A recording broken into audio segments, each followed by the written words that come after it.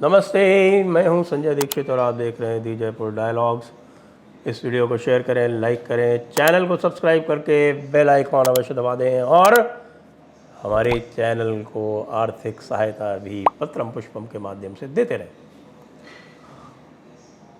रवीश कुमार जो हैं, आप जानते हैं कि वो कितने बड़े आलिम हैं और इतने बड़े आलिम होने के साथ साथ इस समय जो है वो पूरी तरह से लगे हुए हैं कि किसी तरह से वो फ्रांस में जो उनके साथी संगी हैं उनके साथ बैठ के, अमर्त्य सेन के साथ बैठ के, अभी अमर्त्य सेन भी कह रहे हैं कि भाई जो है वो भारत तो बड़ा गड़बड़ कर रहा है, यूसीसी भी नहीं होना चाहिए। तो मुझे लगता है कि रवीश कुमार भी यही कहेंगे यूसीसी नहीं होना चाहिए, क्योंकि उनके जो भी वामपंथी मित्र जो भी विदेश में कहते हैं वही वो कहते हैं यूसीसी नहीं होना चाहिए। तो यूसीसी नहीं होना चाहिए तो इससे तो फिर उनको जो है बहुत सारे पॉजिटिव पॉइंट्स मिल जाएंगे। किससे? मोमिनीन से, अल्लाह से भी पॉजिटिव पॉइंट मिलेंगे उनको। लेकिन अल्लाह से पॉजिटिव पॉइंट मिलने के बाद क्या वो जन्नत जा सकेंगे? सुनिए जाकिर राय क्या कहता है। What will happen to good non-Muslims? We have seen some very good-hearted journalists like Ravish Kumar, etc., who speak the truth, take sides of Muslims and show the ugly truth of the oppressors. It is not just him, there are many others from different professions who are like him. So what will Allah do to them if they don't die as Muslims, as they don't deserve equal punishment like other big wrongdoers? In brackets, you know their names. The questioner is asking that non-Muslims are of different types. Some are good non-Muslims, some are very bad, some are extremely bad. So will all of them get the same punishment? And the answer is no. How we have in Jannah different levels of Jannah. There is Jannah al-Firdaus, there is the Firdaus al-Ala.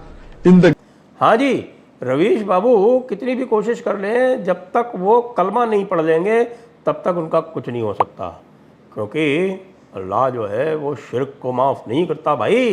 अल्लाह को बहुत ज़्यादा जलन होती है, बहुत ज़्यादा उसको ईर्ष्या होती है, बहुत ज़्यादा मद है, बहुत ज़्यादा मात्सर्य है। यानी कि जो भी आप कहते हैं कि जो भी अवगुण त्याग देने चाहिए, और जिसको आप कहते हैं कि भगवान जो होता है वो गुणातीत होता है, यानी इन सब गुणों के पार होता है, वो निजम निर्गुणम निर्विकल्पम निरीहम, ये सब उसके डिस्क्रिप्शंस हैं। वैसे तो वो किसी भी प्रकार की व्याख्या से, किसी भी प्रकार की चर्चा से, किसी भी प्रकार के वाक्य विन्यास से भी परे होता है, लेकिन ऐसा अल्लाह में नहीं होता।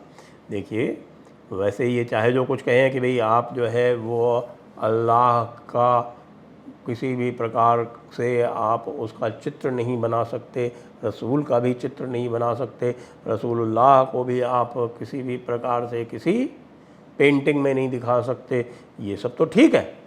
लेकिन जब उनका शाब्दिक चित्रण करते हैं तब ये सारी बातें जो हैं वो ये भूल जाते हैं। उस शाब्दिक चित्रण में ये बताते हैं कि भाई जो गॉड है, दी गॉड ऑफ इस्लाम है, वो गॉड ऑफ इस्लाम बहुत सारे उनके अपने मतांतर हैं, और यदि आपने उनको किसी के भी साथ तुलना कर दी तो वे अत्यंत रुष्ट हो जाते हैं। इसलिए हमारे रवीश कुमार जी जो हैं वो कुछ भी कर लें, वो जन्नत नहीं जा सकते। उसके लिए उनको बाकायदा कलमा पढ़ना होगा, उनको जो है वो अपनी तजवीज़ें जो हैं वो छोड़नी होंगी। खाली नास्तिक होने से भी काम नहीं चलेगा, नास्तिक होना तो और भी बड़ा गुनाह है। रवीश कुमार जी वो तो उससे भी बड़ा गुनाह है। इस गुनाह के चलते हुए रवीश कुमार जी को दोज़ख ही अता फरमाई जाएगी। हालांकि उनको बताया गया है कि उनको बहुत सारे, यदि वो पूरी तरह से ग़ुलामी करते रहेंगे मोमिनीन की, तो फिर उनको जो अच्छी जो उनके लिए बातें होंगी वो उनको इसी ज़िंदगी में दी जाएंगी। जैसे कि उनको अमर्त्य सेन जैसे दोस्त दिए गए, जिनके साथ वो फर्स्ट क्लास में बैठ के जा रहे थे कहीं, और उसकी फ़ोटो वायरल हुई और उसमें हमें बताया गया कि संभवतः वो जा रहे हैं फ्रांस। और फ्रांस वो क्या करने जा रहे हैं? आपको ये पता होना चाहिए कि फ्रांस में मोदी जी जाने वाले थे, तो उसके पहले वहाँ कैसे आग लगाई जाए, उसकी पूरी की पूरी प्लानिंग हो रही थी। उस प्लानिंग में बहुत सारे लोग सम्मिलित थे।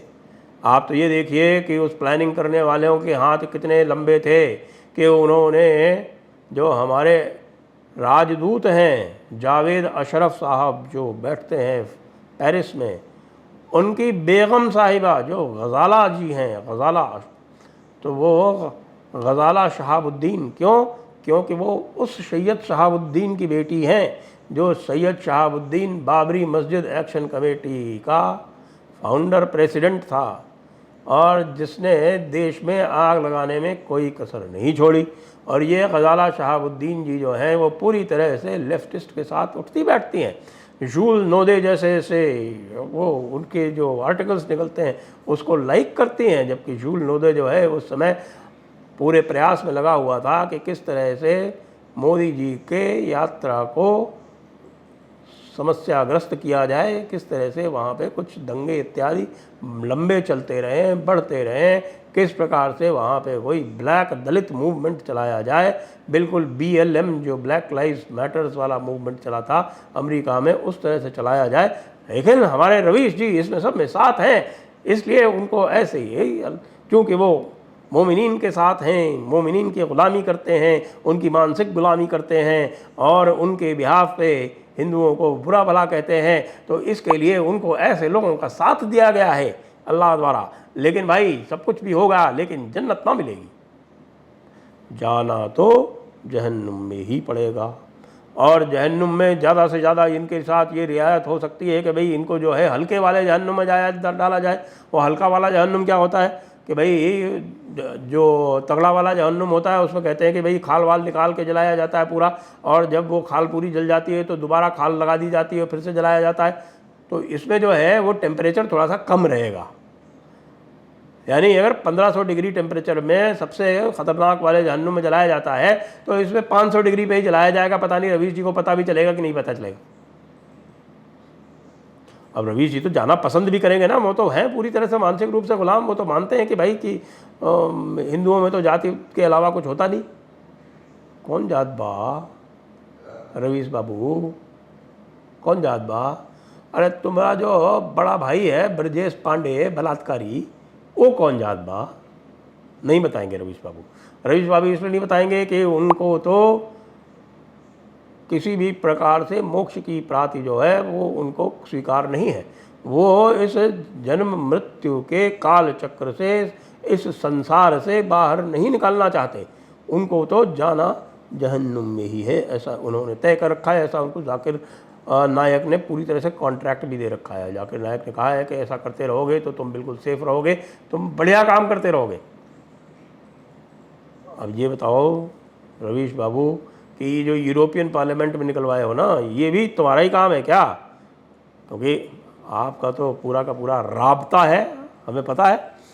आपका वामपंथियों से राब्ता है, आपका जो रोमन साम्राज्ञी हैं उनसे भी आपका राब्ता है। तो इन राब्तों से आप किस तरह का रायता फैलाना चाहते हो ये हमको तो बता सकते हो ना, चुपचाप, कुछ नहीं तो कान में। ये बता दोगे तो हम तुम्हारी मदद ही करेंगे भाई रवीश बाबू। रवीश बाबू आखिरकार तुमको संसद का चुनाव भी तो लड़ना है। अब तुम जो है तेल देख रहे हो, तेल की धार देख रहे हो, फर्स्ट क्लास में अमर्त्य सेन के साथ में यात्रा कर रहे हो। कितने बड़े आदमी हो तुमको यहाँ पर देखो अल्लाह ने बहुत कुछ दिया है जैसा जाकिर नायक ने कहा था। लेकिन सब कुछ होने के बाद भी यार तुम जब तक रवीश कुमार से रब्बानी खान नहीं बनोगे तब तक कुछ नहीं होने वाला। रोते रहो, कलपते रहो, कुछ भी करते रहो, सेवा करते रहो। अब मुझे ये नहीं पता कि तुम कौन सी पसंद करते हो, रम पसंद करते हो कि विस्की पसंद करते हो कि काली वाइन से ही काम चला लेते हो, ये मुझे नहीं पता। लेकिन जगह तो यार तुम्हारी जहन्नुम में ही है, ये बता दिया जाकिर नायक ने। अब कितनी बार और तुमको बताएंगे, समझते क्यों नहीं हो लल्लू मियाँ? आखिरत के बाद की ज़िंदगी तुम्हारी अच्छी नहीं होने वाली, इसलिए मैं तुम्हें एक सलाह देता हूँ, संसार में वापस आ जाओ और ये जन्म जन्मांतर वाला जो काल चक्र है ना, इसी में बने रहो। तो इसमें बने रहने से कम ये तो होगा कि अगले जन्म में तुम्हें अपने पापों का निवारण करने का कुछ अवसर मिल जाएगा। हो सकता है कि तुम कुछ अच्छे कार्य करो, तुम कुछ जनता की भलाई करो, कुछ संसार के लिए कुछ करो, कुछ जीव जंतुओं के लिए कुछ दया भाव लाओ, कुछ करो, तो हो सकता है कुछ तप तपस्या करो, तो हो सकता है तुम्हारा इस जन्म में नहीं अगले जन्म में परित्राण हो जाए। भगवान तो कहते ही हैं, वो बार बार परित्राणाय साधु नाम विनाशाय च दुष्कृताम आते हैं। तो क्यों विनाश करवा रहे हो अपना? परित्राण ले लो। जय हिंद, वंदे मातरम।